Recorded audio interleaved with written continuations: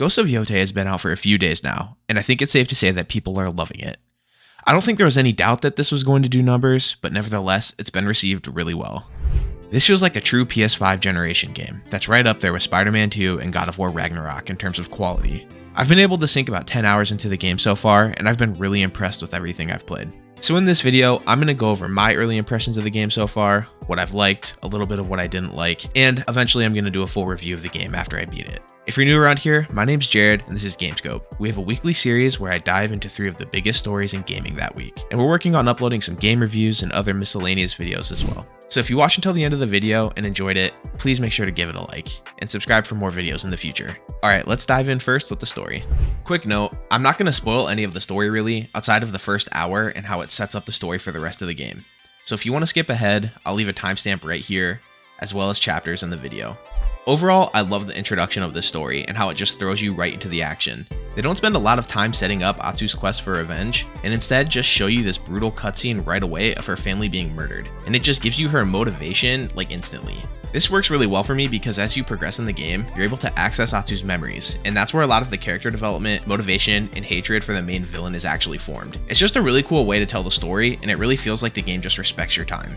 I hate to compare it to Assassin's Creed Shadows, but that's the most recent game I've played that's like this one. And I distinctly remember how it didn't feel like the game's story didn't actually even start until Act 2. There was just a lot of setup, and it really messed up the pace of that game for me. Luckily, there's none of that here, and within 10 minutes, you're fighting the first member of the Yotei 6. And that serves as refamiliarizing yourself with the game. There's not a dragged out prologue that sets the stage for the rest of the story where you learn about everyone's characters with a lot of lore dumping. Instead, Sucker Punch opts for just showing you the climax of the prologue right away and filling in the backstory as you go. And I think it's done really well. But that's enough talking about the story though. Like I said, I don't want to dive too much into it here. So let's move on to gameplay.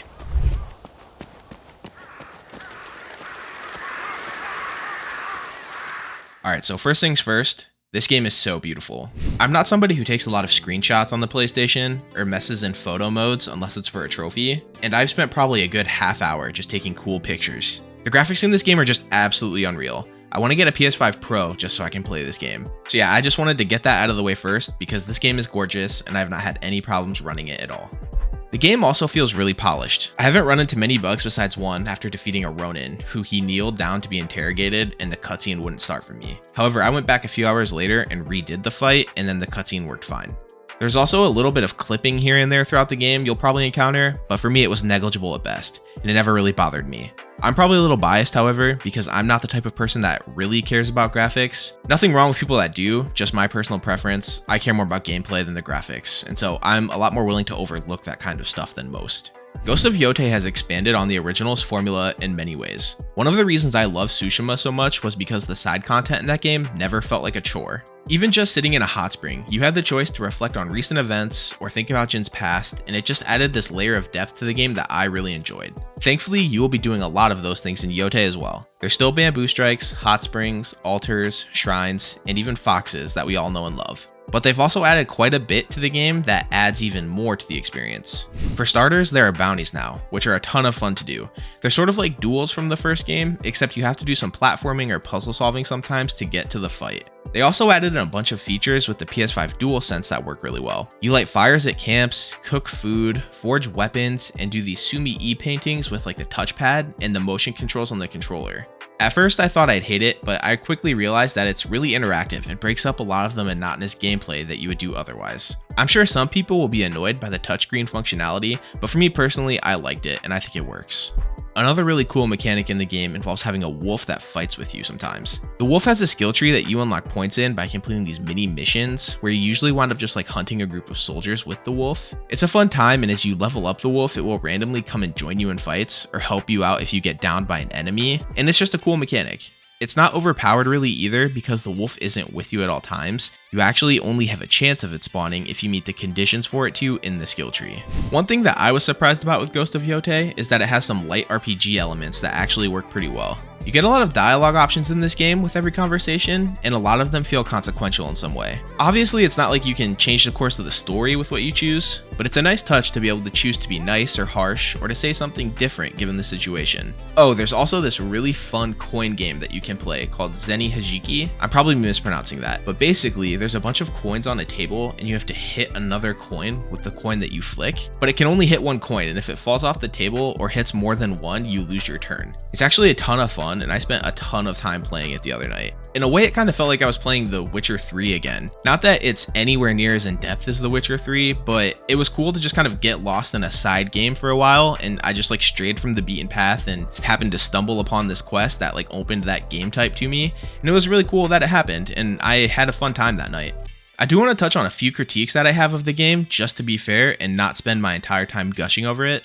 I think the biggest problem that I have is that you don't actually get to choose when to kill or save enemies in fights. What I mean is that a lot of times after you fight Ronin or some of Saito's men, you'll basically kill everybody except one person, and they'll like surrender to you. Atsu usually asks for information about the Yotei 6 or whatever, and then they'll give you some sort of information in exchange for their life. Personally, I just wish I had the option to spare or kill them, because it just seems like I should be able to do that in this kind of open world game. I know that's nitpicking, but it's just my personal preference. Even with that though, there's so much fun in this game, and I have only scratched the surface really, so I'm just excited to keep playing and seeing what else is out there. There's a lot more that I could talk about from the first 10 hours of the game, but I think I'm going to save that for my full review, because I think I've gotten my point across. The gameplay is a ton of fun.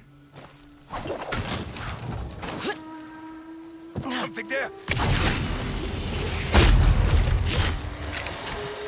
Next, I want to talk about the combat, because this is probably where the game differs most from Tsushima. So they got rid of fighting stances completely, and instead implemented a weapon system that basically more or less serves as the same thing from Tsushima. What I mean by that is different weapon types are more effective or weaker against certain enemies, depending on what weapon they use. So a dual sword in this game is good against spears, spears are good against kusarigama, adachi are good against big enemies, and katana are good against other katanas. There's other weapons too, I just haven't found them yet, and so I'm not going to dive into those ones. And so instead of switching stances against a spear wielder, you would just switch to dual katanas instead, because they're more effective. Personally, I like this change. I think the weapon variety is awesome, and it keeps it fresh and interesting. My one complaint about weapon swapping is that it does feel like you're heavily handicapped if you don't use the proper weapon against the right enemies. I'm not saying that's a bad thing, but sometimes I just want to be a cool dual sword wielder, or mess around with the spear without being overtly punished for playing incorrectly. However, it's a pretty minor complaint admittedly.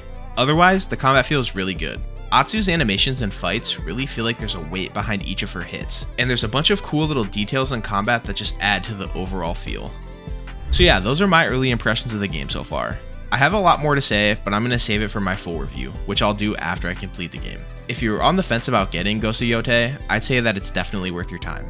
Thank you guys so much for watching till the end of the video. If you enjoyed it, please leave a like, as it really does help out the channel. Also, be sure to subscribe to stay up to date on the latest news in gaming.